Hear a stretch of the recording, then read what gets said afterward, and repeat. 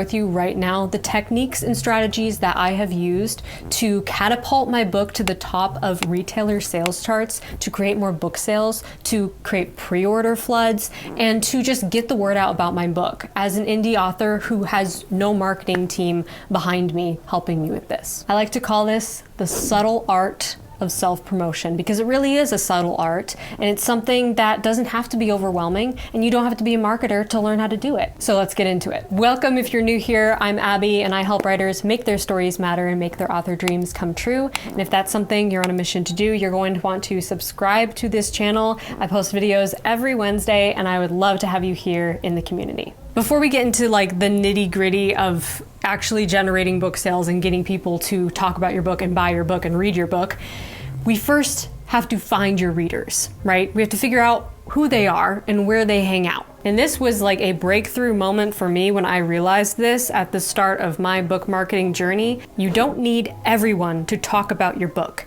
You just need the right people in the right circles to talk about your book. When I first started learning about book marketing, I felt like an explorer setting off across a vast, uncharted sea of confusion. I was overwhelmed because I mistakenly believed that in order for my book to be popular, in order for people to buy it and know about it, I had to like dominate all these spaces online.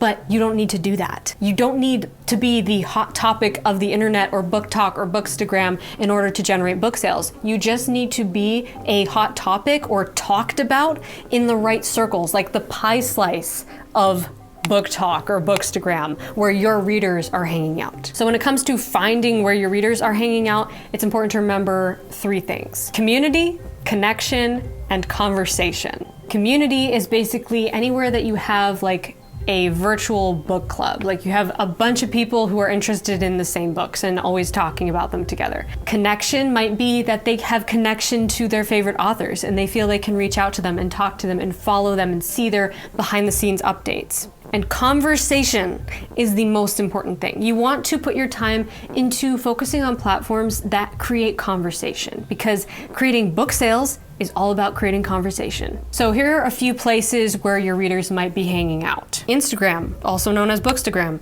book blogs, TikTok or Book Talk, YouTube or BookTube. The more conversation, the better.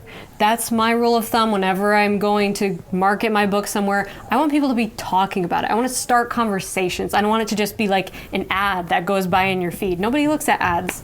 They don't create conversation. They don't create community and connection. That's what you want to do. And my advice here is to pick a platform that works for you and 100% focus your attention on that platform. If somebody told you along the line that you need to be present and dominating every single social media platform, I want you to throw that lie right out the window right now, because let me tell you, if you try to build a platform on every single social media site, you won't have a life. And you certainly won't have time to write. So focus all your attention on what you think is the most important one for you to build your reader base around. I have social media accounts on TikTok and Instagram and Facebook and YouTube, and I have a blog, but I wouldn't call all of them my platform necessarily or where my readers are hanging out. I have decided to focus 100% of my attention on YouTube and some of my attention on Instagram, because I can split that a little bit, but I mostly focus on YouTube because that's the platform that speaks the most to me. That's the platform where I have found you guys. You're my community. You are hanging out here, and that's why I show up here for you. You want to focus your attention on platforms where your readers are active and ready to engage with your content. Now, like I just said, you do not want to be thinking like a marketer. You don't want to be thinking, I'm showing up here to market my book. Your goal is not to sell. Your goal is to create conversation. What creates conversation is not catchy marketing. It is infectious enthusiasm. Think about it for a minute. What's the last time you went on Bookstagram or Book Talk and you got influenced by another reader to try a new book? Just imagine that scenario for a minute. You're doom scrolling on your phone and you stop because you see a post from somebody that you like and trust, some reader that you follow, and they are gushing about this book that they just read and they love it so much and they're just enthusiastic about it. Their enthusiasm is so infectious that you're like, ooh, I want to read that book. Were they marketing to you?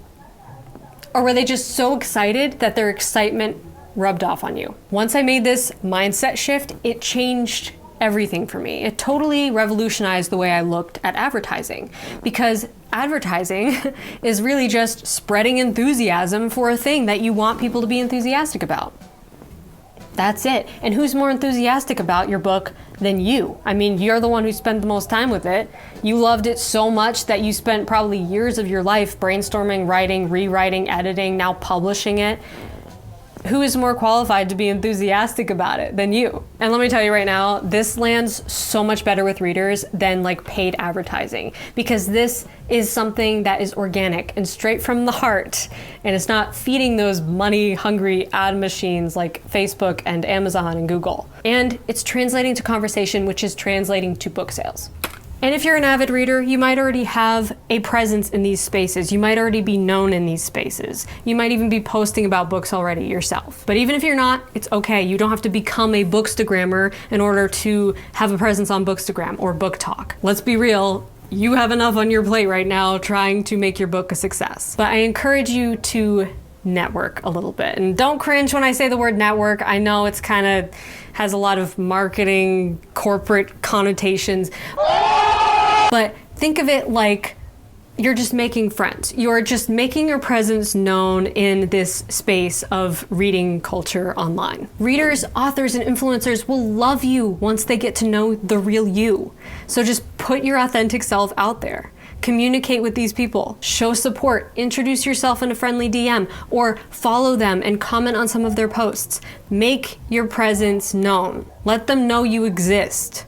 That's step one. Now, before we continue here, I just want to say there are some do's and don'ts to building an author brand. There are some things that you definitely want to avoid doing and will seem like red flags if you do them. So real quick, here's what they are. Don't do follow for follow comments or spam others with your book links. This is gonna come off as scammy and tacky and just like you're not very personal and you're not being your authentic self. Don't constantly pitch your books like a product. Don't waste time trying to get the attention of big influencers who you know are not accessible to you. Don't network just for the sake of sending people to buy your book. On the flip side, do show genuine interest and support for others and their work. That's really important. Do enthusiastically share about your book in creative, fun ways. Do forge meaningful relationships with smaller authors and influencers. Do bring up your book in casual, organic conversation. Okay, so now that you have found where your readers hang out and you're starting to make friends with them and network with them, it's time to nurture them with content that will bring them value and make them want to learn more about your books and come into your world. However, in today's world of constant stimulation on social media, it is really hard to stop scrollers in their tracks and make them care about your post. Why should they? In this sea of overstimulation on the internet. That's why it's so important to stay true to yourself instead of following trends that are constantly changing or trying to make your content more flashy to catch someone's attention. However, there are some really good standby post ideas that I would recommend doing that I've done myself that have worked really well for me and that I would recommend to any author out there if you need like a quick start guide to get you started on this. First, annotation posts. I will grab my book and annotate some of my favorite scenes as if it was somebody else's book that I was highlighting and really enjoying this part. Aesthetic reels for the book, the characters, the vibe of the story. Trope graphics, so like the book in the center with like all the different tropes kind of pointing at it and talking about some of the ingredients that are included in the book. Portraits of you holding or reading your book, or reels of you holding and reading your book with maybe some of your favorite lines coming up on the screen.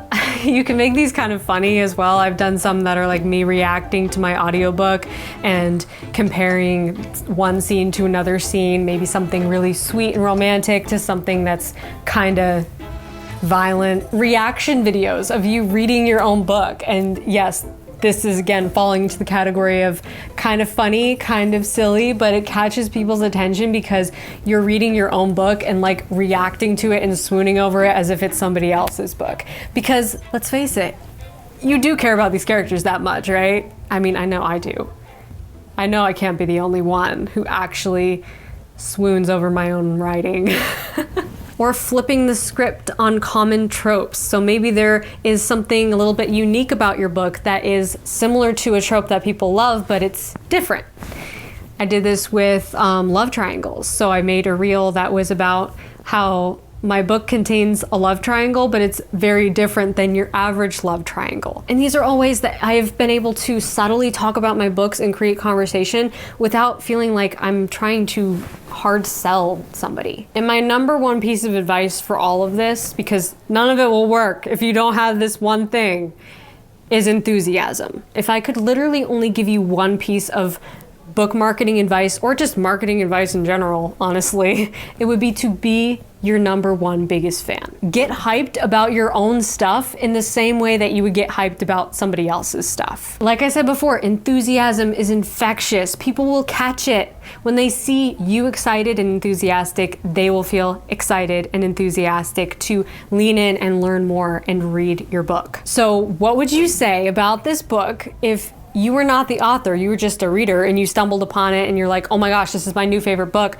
5 stars. I love this book. I want to share it with everybody I know. What would you say? What would you post on social media? Those are the posts that you should be making right now. Yesterday, you said tomorrow. So just do it! Make your dreams come true! Before we wrap this up, I just want to debunk 3 myths real quick that many authors believe that are just not true. Myth number 1. You need to post every single day. Not true.